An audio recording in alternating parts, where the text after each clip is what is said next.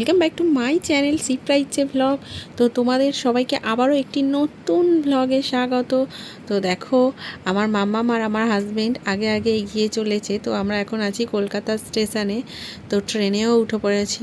তো আমরা কোথায় যাচ্ছি বলো তো? আমরা যাচ্ছি অযোধ্যা। তো পরশু দিন তো রামনবমী, তো সেই জন্য আমরা অযোধ্যা যাওয়ার জন্য ট্রেনে উঠে পড়েছি। তো থার্ড এসিতে উঠেছি। আমার মাম্মাম খাবার খাচ্ছে, আমি বাড়ি থেকে কিছু খাবার প্যাকিং করে নিয়ে গেছিলাম, সেগুলো আমি খেয়েছি। আর ট্রেনের থেকে যা খাবার দাবার নেওয়া হয়েছে মেয়ে আর বাবা দুজনে মিলে খেয়েছে, আমিও একটু একটু খেয়েছি। তো আমরা সারা রাত ট্রেন জার্নি করার পর, মানে 20 ঘন্টা ট্রেনে ছিলাম, তারপর আমরা অযোধ্যা স্টেশনে নেমে গেছি। তো স্টেশনটা এত বড়, পুরো এয়ারপোর্ট যেমন বড় হয় সেরকম পুরো পরিষ্কার পরিচ্ছন্ন। তো তারপর ট্রেন থেকে নেমে আমরা একটা রুম ভাড়া করেছিলাম, সেখানে এলাম। সেখানে এসে একটু ফ্রেশ হয়ে নিলাম। ফ্রেশ হয়ে নেওয়ার পর আমরা চলে গেলাম রাম কি প্যারিতে। এখানে নাকি রাম দর্শন করার আগে, মানে রামলালাকে দর্শন করার আগে এই রাম কি প্যারিতে বা সরজু নদীতে এখানে নাকি স্নান করে তবে রামের দর্শন করতে হয়, তাহলে নাকি খুব পবিত্র। তো এটা হলো সরজু নদী। তো রাম কি প্যারি আর সরজু নদী একদম পাশাপাশি, মানে সরজু নদীর জলটাই আর কি রাম কি প্যারিতে আর কি যাচ্ছে, এমন করা রয়েছে সিস্টেমটা। তো আমরা এখানে সরজু নদীতে এসেছিলাম বোটিং করব বলে, কিন্তু রামনবমীর জন্য বোটিংগুলো সমস্ত বন্ধ আছে। তো সেই জন্য আমরা সরজু নদীর জল একটু সবাই মিলে মাথায় ছিটিয়ে নিলাম।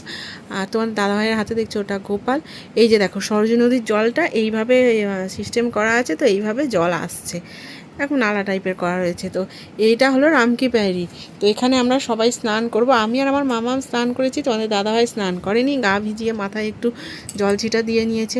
আসলে রামলালার মন্দির থেকে রামকি প্যারি 1.5 কিলোমিটার দূরে। এবারে কি হয়েছে, রামনবমীর জন্য সমস্ত যানবাহন বন্ধ রেখেছে, তো সেই জন্য 1.5 কিলোমিটার হেঁটে আসতে হয়েছে। আর মানে প্রচণ্ড রোদ্দুর, পুরো লু বইছে।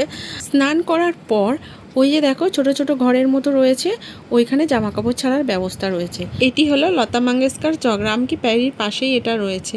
তো আমাদের স্নান করার পর আবার আমরা 1.5 কিলোমিটার হেঁটে হোটেলে এসেছি। তো আমরা রামলালা মন্দিরের পাশেই হোটেলটা নিয়েছিলাম। স্নান করে ফেরার পথে আমরা জানকী বিবাহ কুঞ্জ থেকে একটু ঘুরে গেছিলাম।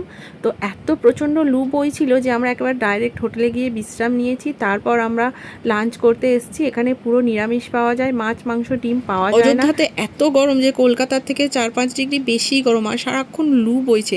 সেই জন্য লাঞ্চ করার পর আমরা হোটেলে গিয়ে আবারও বিশ্রাম নিই। রাতে বেরোই রামলালার দর্শন করতে।